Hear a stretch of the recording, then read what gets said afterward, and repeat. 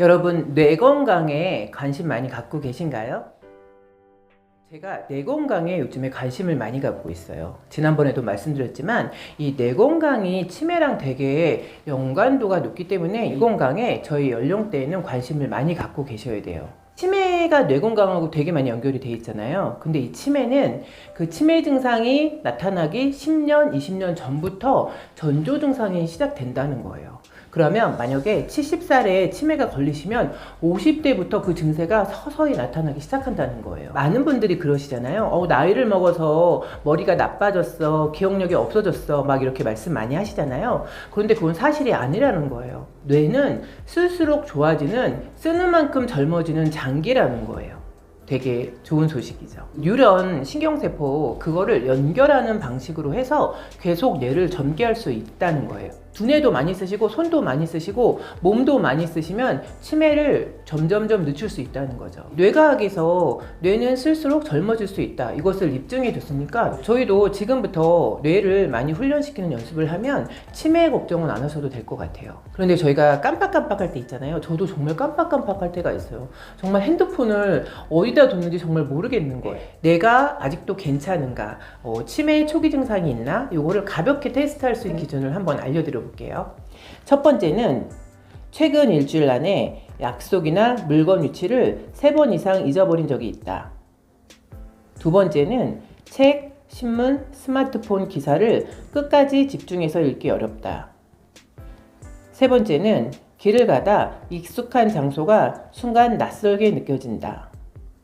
네 번째는 대화 중에 단어가 잘 떠오르지 않는다. 이 4가지 예시 중에 2가지 이상이 체크가 되시면 뇌에 약간의 변화가 생길 수 있다는 작은 신호라는 거예요. 여러분이 여기서 몇 개가 해당이 되세요? 저도 이거를 천천히 훑어봤거든요. 저는 정확하게는 1개가 해당이 되는 것 같고 작게는 2개도 해당될 수 있다, 이렇게 체크할 수 있을 것 같아요. 제가 요즘에 이름이 그렇게 기억이 안 나는 거예요. 사람 이름을 굉장히 좀 못 외우는 편에 속해요. 그래서 사람 이름을 외울 때 그 특징적인 이미지랑 이렇게 연결시켜서 연상작용으로 외우는 경우가 종종 있어요. 스마트폰이나 이렇게 짧은 어떤 그 한 컷의 장면들만 보다 보면 두뇌가 나빠진다는 거예요. 전전두엽의 집중 회로가 약해져서 뇌가 활성화되지 못한다는 거예요. 그래서 이런 핸드폰이나 이렇게 순간적인 이런 쇼트, 이런 짧은 영상들 있잖아요. 이런 거 조금 적게 보셔야 된다는 거예요. 요 전전두엽이 집중이나 판단에 대한 요 기능을 맡고 있기 때문에 요 전전두엽을 조금 활성화할 필요가 있다는 거예요. 요 전전두엽을 활성화하는 데는 몰입이 가장 중요하대요. 그래서 보통 가장 강추하는 게 20분 이상 독서를 몰입해서 해라, 이렇게 얘기를 하고 있어요. 여러분, 하루에 책 읽으시나요? 매일 아침 독서를 20분 이상은 꼭 하려고 노력하고 있어요. 그래서 이게 습관이 오래전 습관이다 보니까 이 독서를 안 하면 그게 너무 어색한 거예요. 집중력과 기억력을 동시에 높일 수 있는 거는 몰입 독서, 이거 이상이 없다는 거예요. 그래서 여러분들도 하루에 20분 정도 시간을 내시는 거 어렵지는 않을 것 같아요. 어려운 책 읽으실 필요 없고 내가 좋아하는 장르 있잖아요. 그런 책을 쉽고 가벼운 거부터 읽기 시작하면 되게 뇌에도 도움이 많이 되실 수 있는 거죠. 중요한 거는 끊지 않고 몰입하는 게 되게 중요하대요. 여러분, 이렇게 시간 가는 줄 모르고 몰입할 수 있는 게 뭐가 있으실까요?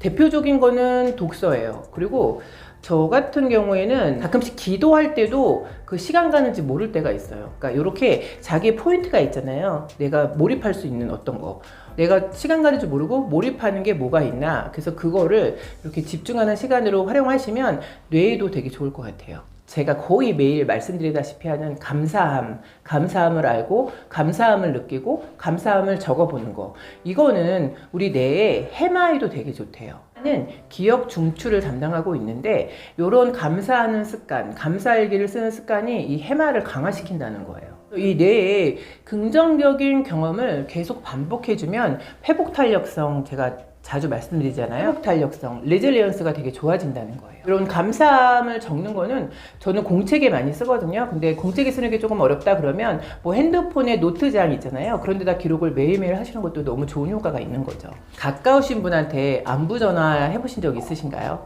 사실 저희가 요즘에 카톡, 문자 이런 게 너무 활성화되다 보니까 전화 한 통 들기가 되게 어려운 거예요. 이렇게 하루에 한 통화씩 안부 전화를 하는 게 뇌의 사회적 보상 회로를 작동시키는데 굉장히 좋대요.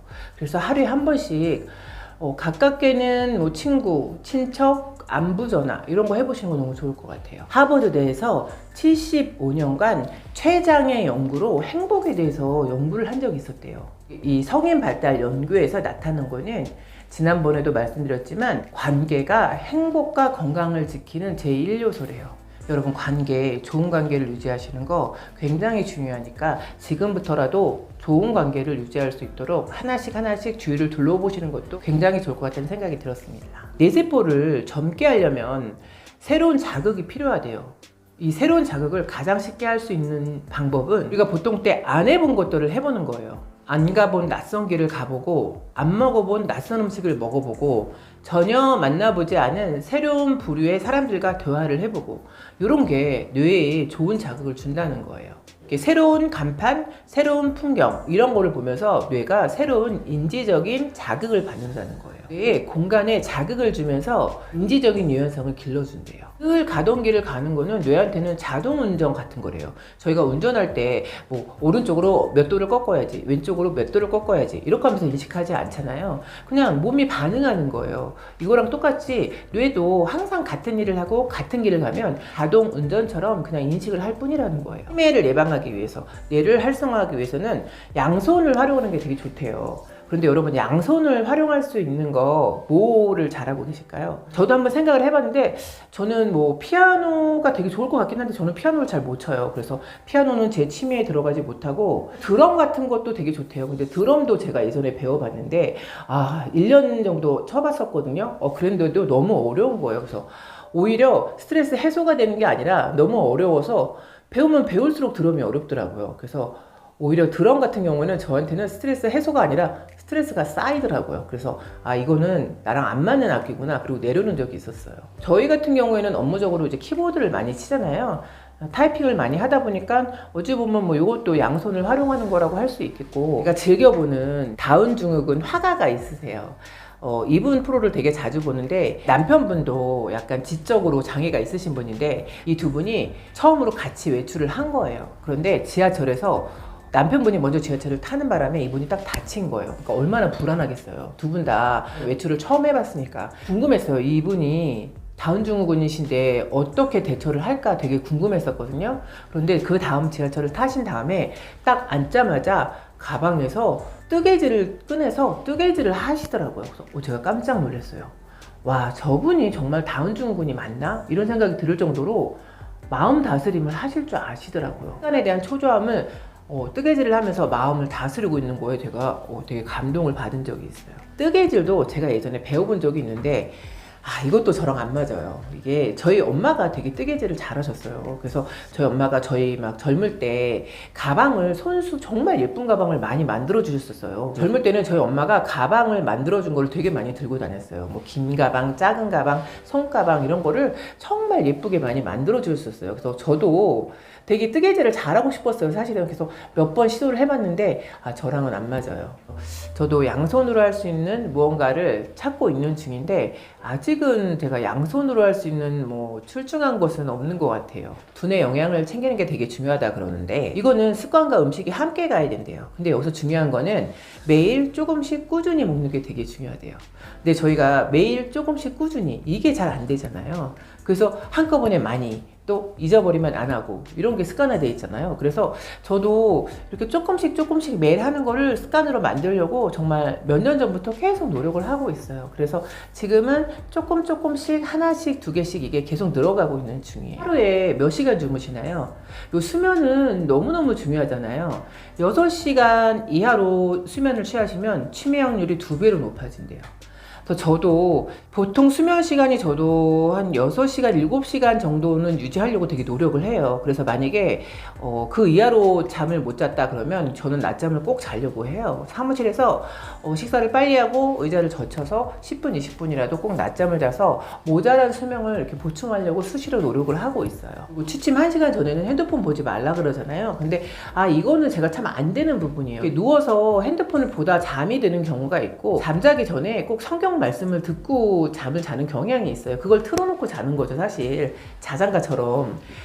제가 한때 이렇게 불면증이 있을 때가 있었어요. 뭐 불면증까지는 아니지만 잠을 못 잘 때가 있었어요. 숙면을 못 취하고 잠자는 게 잠자는 것 같지 않고 몸이 너무 무거울 때가 있었어요. 그래서 이거를 어떻게 해소할 수 있을까 막 이렇게 생각하다가 성경 말씀, 뭐 목사님 말씀 이런 걸 틀어놓고 자니까 너무 잠이 잘 오더라고요. 말씀을 듣다가 그게 마치 꿈에서 연동이 되는 그런 느낌으로 숙면을 취하게 되더라고요. 그래서 저만의 이 불면증 해소 방법을 찾은 거예요. 그래서 여러분들도 만약에 잠이 잘 안 오시면 이렇게 목사님 설교 말씀이나 뭐 성경 말씀 이런 거 틀어놓고 주무시면 의외로 또 잠이 잘 오는 경우가 있어요. 불면증이 있으신 분들은 해보시는 것도 좋을 것 같아요. 이런 거 저런 거 다 체크하다 보면 너무너무 똑같은 공통점이 있어요. 근데 그 공통점이 이제 어렵지도 않은 거예요. 그런데 이 공통점을 지키지 않으면 미래에 대한 비전도 되게 약해지고 건강이 안 좋아져서 치매를 걱정할 수도 있고 이런 여러 가지로 이렇게 엮여 있는 경우가 되게 많아요. 그래서 이걸 간단하게 정리를 해드리면 20분 정도 책을 읽고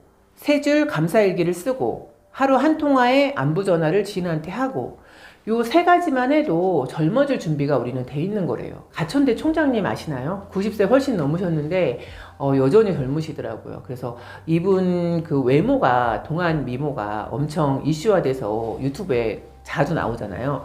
여러분 이것도 그래서 이분한테 그 동안의 비결을 여쭤봤대요. 근데 별거 없어요. 똑같아요. 이런 거. 물을 1.5리터 이상 드시고 또 규칙적인 루틴을 갖고 계시고 우리가 머릿속에 익히 알고 있는 거를 계속 시행하고 있는 그 차이일 뿐인 거예요. 성공한 많은 사람들의 얘기를 들어보면 제가 정말 성공에 관한 책을 굉장히 많이 읽어봤어요. 아마 100권도 더 읽었을 것 같아요. 그런데 거기서 떨어지는 거는 정말 너무 심플해요. 그냥 그날 하루하루를 충실히 일정한 루틴을 가지고 살아가는 것. 그거를 계속 반복하다 보면 어느 날 시간의 흐름에 의해서 이만큼 가서 이렇게 많이 사람이 성장되어 있고 변화가 되어 있는 거죠. 그러니까 그것을 믿고 그냥 그날 하루에 충실하시면 되는 것 같아요. 이 시간의 힘을 믿고 루틴의 힘을 믿고 하루하루 정성을 다하면 우리는 언젠간 정말 저희가 바라는 모습으로 건강하게 잘 살고 있을 것 같아요.